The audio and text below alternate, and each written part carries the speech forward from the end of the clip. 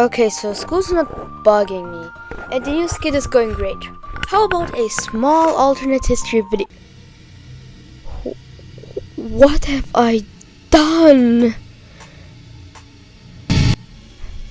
Hello guys, and welcome to a new video by me, the Prussian Emperor.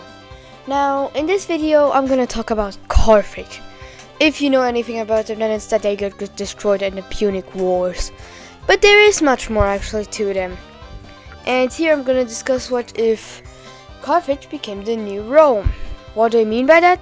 Well, by that I mean that it would take the role that Rome did in our timeline, being a massive empire that would influence Europe over millennium, and also would rule over the entire Mediterranean. So this is what Carthage would be, with some more similarities.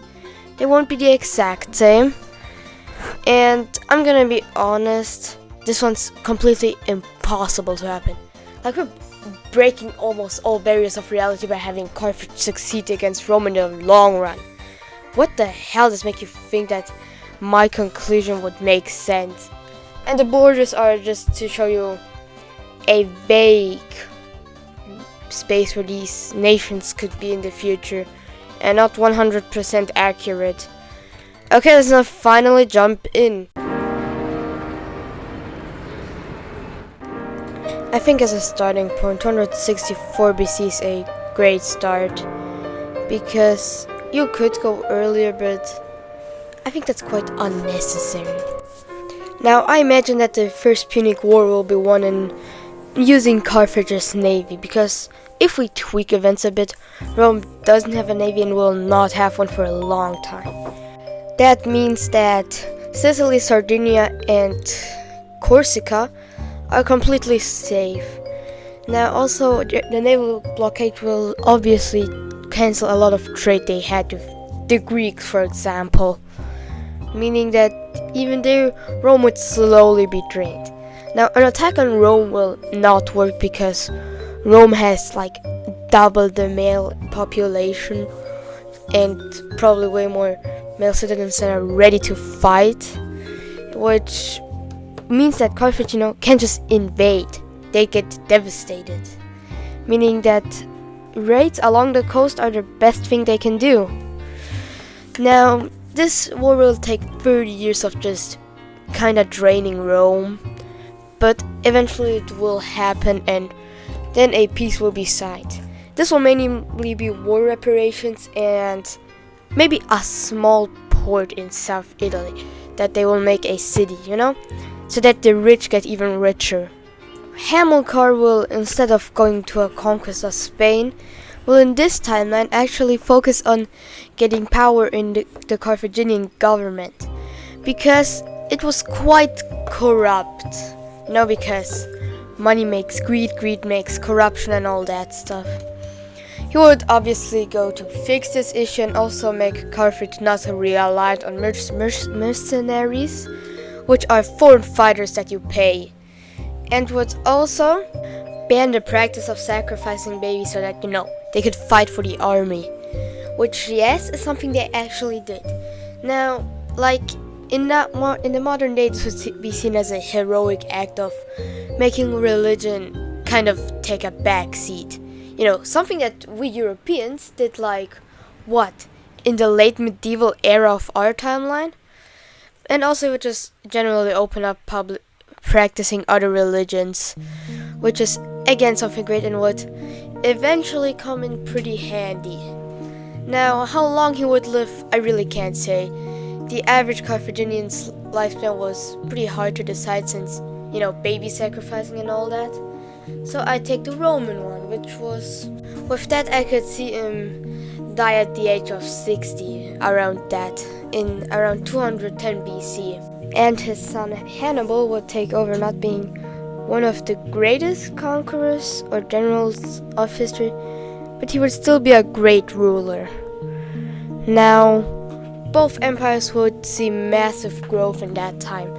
Italy would completely take over the peninsula and would also build themselves a navy, with also having territories in Greece, just like Carthage, over which it would compete, kind of like a Cold War situation.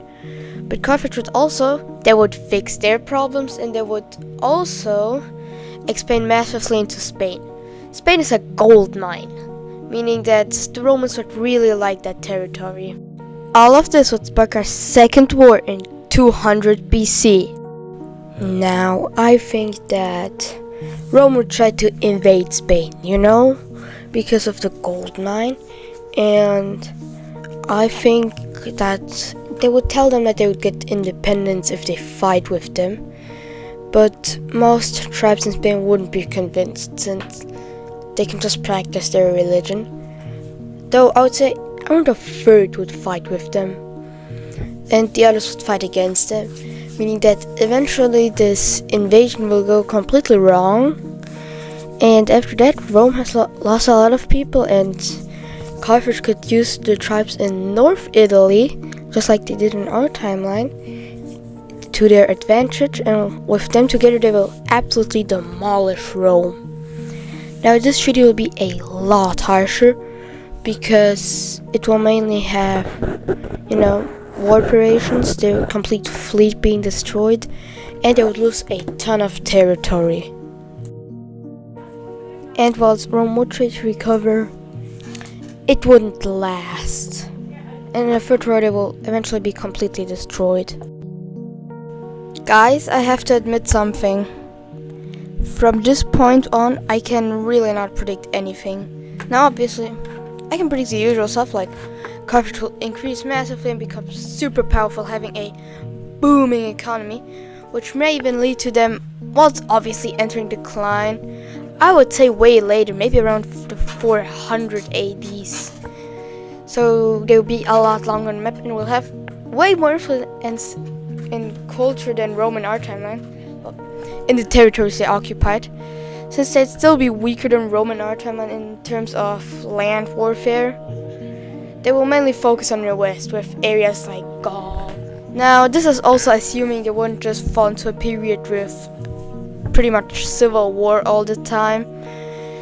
So eventually Carthage will collapse though.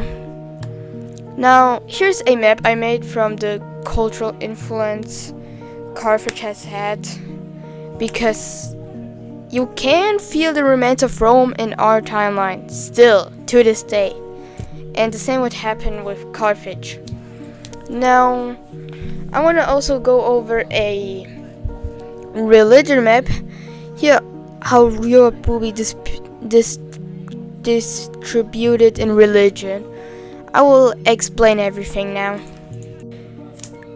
Catholicism is yellow, Protestantism is blue, Greek Orthodoxism is purple, Islam is dark green, and green represents kind of a mix. A Christianity that also has Muslim stuff in them. And then we got the Holy Land, which is just kind of Christianity, Islam, and Judaism. How do you call this? Oh, it's Judaism. Okay, neat.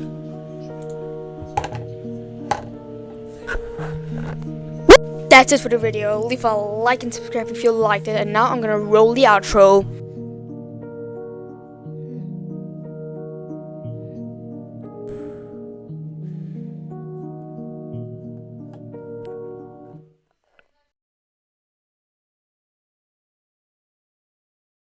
I'm still here.